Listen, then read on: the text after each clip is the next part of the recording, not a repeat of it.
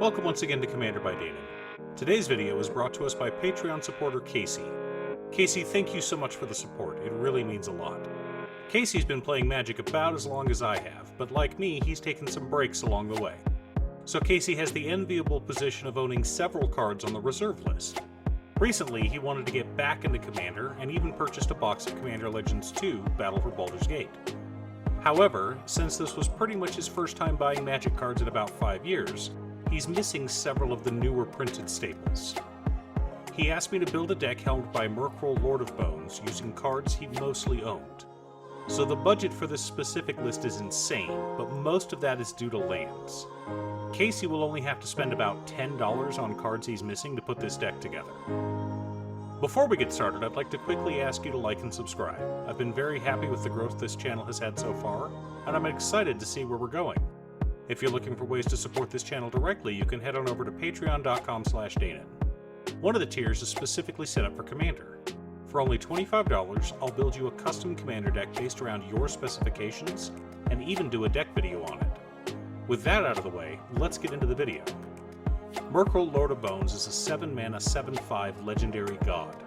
So long as our life total is less than or equal to our starting life total, Mykrul is indestructible. Additionally, whenever a non-token creature we control dies, we may exile it. If we do, we create a token that's a copy of that card, except it's an enchantment and loses all other card types. So Mykrul is a pretty expensive commander. 7 mana is no joke. But we're in green, so we should be fine on that front. Additionally, we'll want creatures with awesome static abilities, and maybe we should look at adding some token doublers? For card draw, there are some enchantresses that care about enchantments entering the battlefield, which will work better in this deck than ones that have the cast trigger. Also, we'll need to be able to sacrifice our own creatures, so we might as well add an entire Aristocrats package.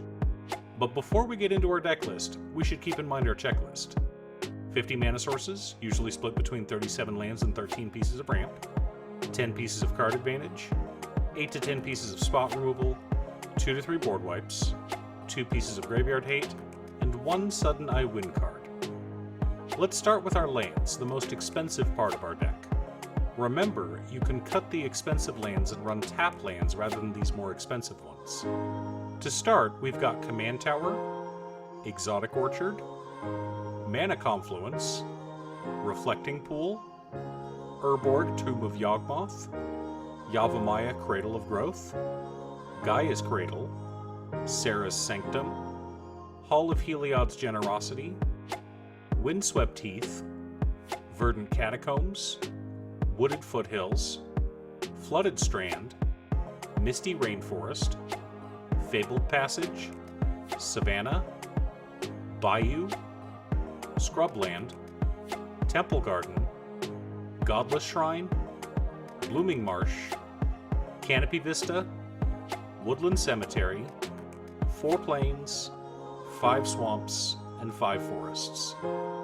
Our ramp package includes Sol Ring and Arcane Signet as mana rocks, land tax, Deep Gnome Terramancer, and Sakura Tribe Elder to fetch lands, Courser of Crewfix to play lands off the top of our library, Burgeoning because it's insane in this deck, Ashnod's Altar, and Phyrexian Altar as both mana ramp and sack outlets, Black Market Connections, and Pitiless Plunderer for treasure generators, Sanctum Weaver as a mana dork, and Jaheira, Friend of the Forest, to turn all of our token enchantments into mana producers.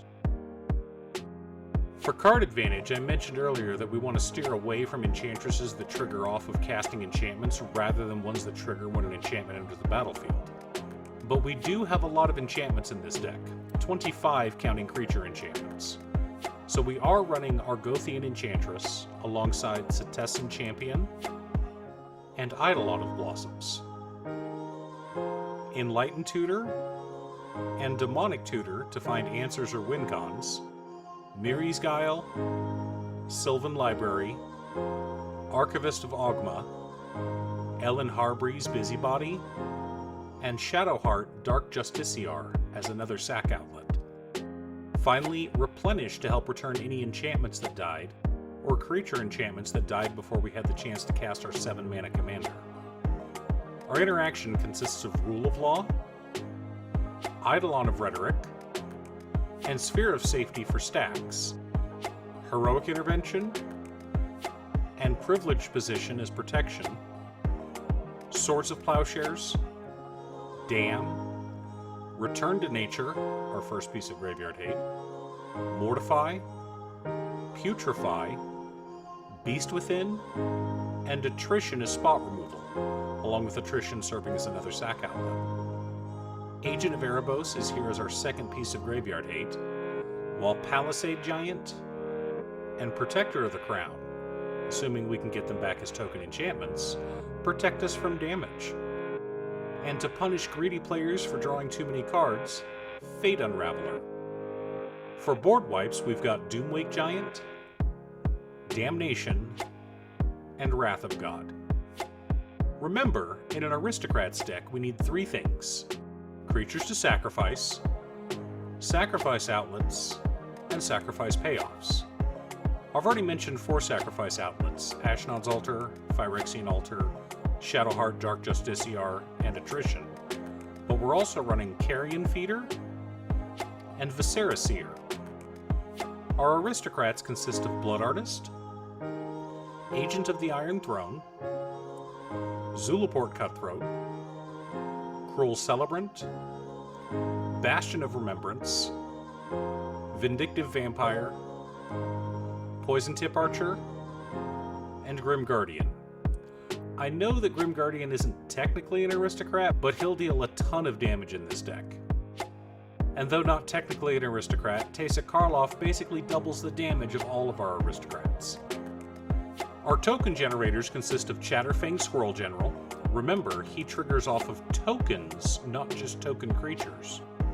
Arasta of the Endless Web, and Beledros Witherbloom. I know that may not seem like a lot, but remember, once our commander's on board, we can sacrifice any of our other creatures to turn them into a token enchantment. So because of that, we've got Anointed Procession, Primal Vigor, Parallel Lives, and Doubling Season. Last but not least, Legion Loyalty as our sudden I Win card. But wait, Danon, this is an Aristocrats deck. That's correct, gentle viewer. This is an Aristocrats deck. But if we have a Doubling Season on board, or any of the other similar effects, when we attack with Zulaport Cutthroat, we make 4 copies. Which means, before blockers are declared, if we sacrifice a single token creature, we will deal 5 damage to each opponent rather than 1. Which by itself isn't enough to win the game. But if we have a Chatterfang on that same board, when the 4 token copies of Zulaport Cutthroat appear, we would create 8 Squirrel tokens off of the doubled Myriad trigger, which is enough to win the game.